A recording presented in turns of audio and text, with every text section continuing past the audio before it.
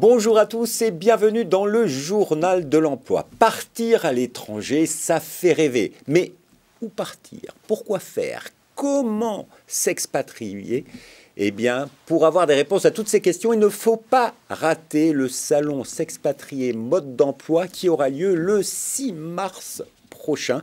Et pour en parler avec nous, nous avons Aurore Deau. Bonjour. Bonjour Jérôme. Vous travaillez à la direction des Français de l'étranger de l'administration consulaire, ce qu'on appelle dans le jargon la DFAE.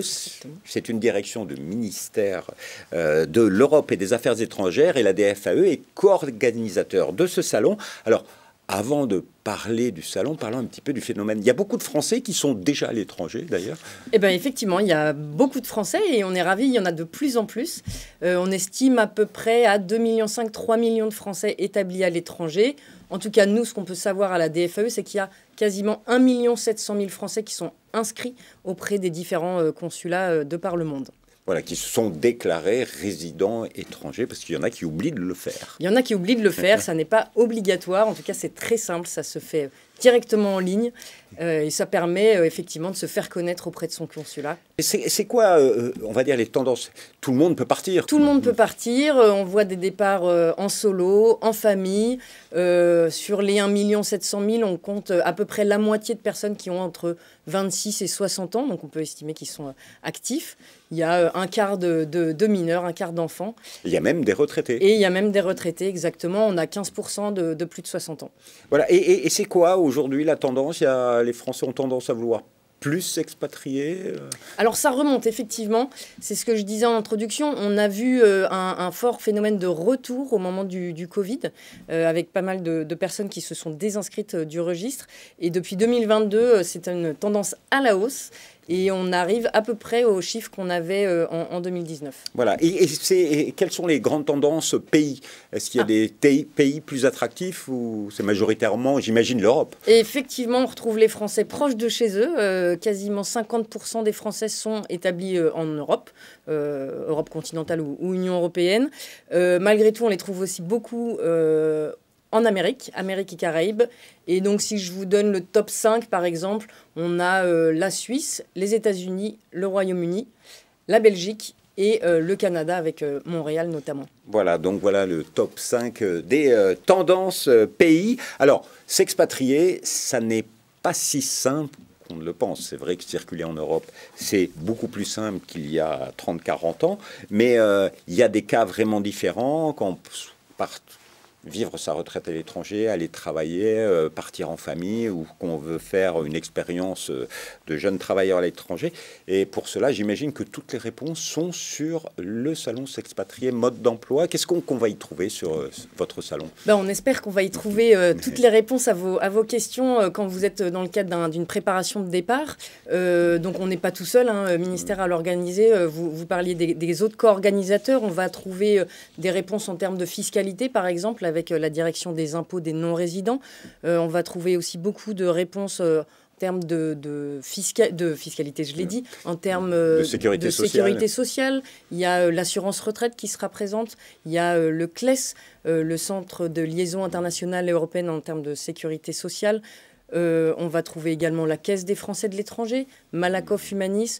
On va trouver aussi des réponses juridiques sur exactement. Il y a les notaires qui seront là, tout à fait. Et puis, parce qu'en fait, il y a plein de questions à se poser. Il y a plein de questions. Si on part en famille avec des enfants, on peut se poser des questions sur leur scolarité. Donc, on aura un pôle éducation avec la présence de l'AEFE, qui est l'Agence de l'enseignement français à l'étranger, et également le CNED, qui fait l'enseignement à distance. Donc, il y a plusieurs pôles là. C'est un pôle éducation, il y a, j'imagine, un pôle juridique et fiscal, parce que c'est toujours une vraie galère. Et qu'est-ce qu'il y a d'autre comme pôle social? Il y a le pôle social, et puis le dernier pôle, c'est le pôle destination, sur lequel vous aurez le plaisir de nous retrouver, avec notamment le Canada, la délégation du Québec qui sera présente aussi, la FIAF, qui est la Fédération internationale des accueils français et francophones à l'étranger, qui sont un peu les associations qui mettent en relation des Français sur place. Et j'imagine qu'il y aura aussi plein d'offres d'emploi, parce qu'il y a France Travail est présente avec EURES, le dispositif EURES, qui fête ses 30 ans. Donc exactement, je suis ravie que vous l'évoquiez. Effectivement, France Travail sera présent. Alors France Travail, en gros, il y a 3 volets sur lesquels ils vont travailler. Il y a France Travail Mobilité Internationale, qui vont accompagner les Français qui souhaitent, les demandeurs d'emploi qui souhaitent s'établir à l'étranger dans leur projet de recherche d'emploi à l'étranger. Et donc, à ce titre, ils travaillent en partenariat, en réseau, avec le réseau européen EURES, qui fête ses 30 ans. Et donc, EURES sera présent avec également d'autres organismes d'emploi européens. Donc, on va retrouver l'Autriche, l'Irlande, la Belgique, le Portugal, par exemple. Je voulais juste rappeler à nos téléspectateurs que EURES, c'est aussi un site internet sur lequel vous allez trouver toutes les offres d'emploi en Europe et auxquelles vous pouvez accéder si vous cherchez une opportunité d'emploi sur le territoire de l'Union européenne. Voilà, donc vous pouvez être en recherche d'emploi, vous pouvez être aussi, par exemple, en situation de chômage à l'heure actuelle et souhaiter suivre votre conjoint, votre conjointe en Europe. France Travail Service sera là pour vous accompagner sur toutes les questions d'assurance chômage. Et enfin, il y a un volet, alors là, ça sera peut-être moins les questions pour le salon, mais il y a un volet aussi d'accompagnement lors du retour en France pour l'accompagnement à l'emploi, comment suivre des formations, se remettre sur le marché de l'emploi français. Mais ça, c'est essentiel parce que partir à l'étranger, oui, c'est bien, mais après, il faut toujours anticiper son retour, même avant de partir. Alors, j'imagine que aussi pour les jeunes, les étudiants, ça se passe à la Cité internationale universitaire de Paris. Il y a aussi des informations intéressantes pour les jeunes qui voudraient partir à l'étranger. Oui, tout à fait. On sera d'ailleurs sur le pôle destination avec les PVTistes, pvtiste.net, qui accompagnent les jeunes qui souhaitent partir dans le cadre du PVT.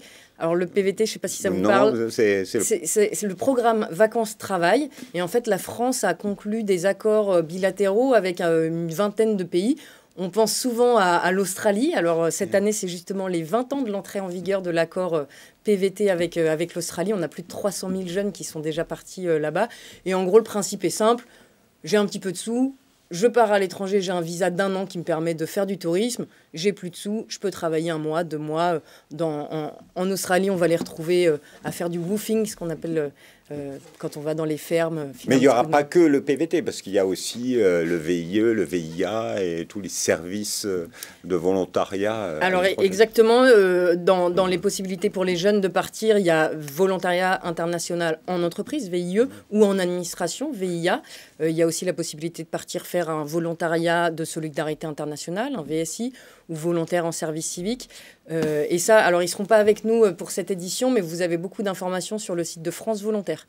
Voilà, donc tout ça, on peut trouver des informations pour partir à l'étranger. Au-delà des stands, il y a également des conférences, c'est ça?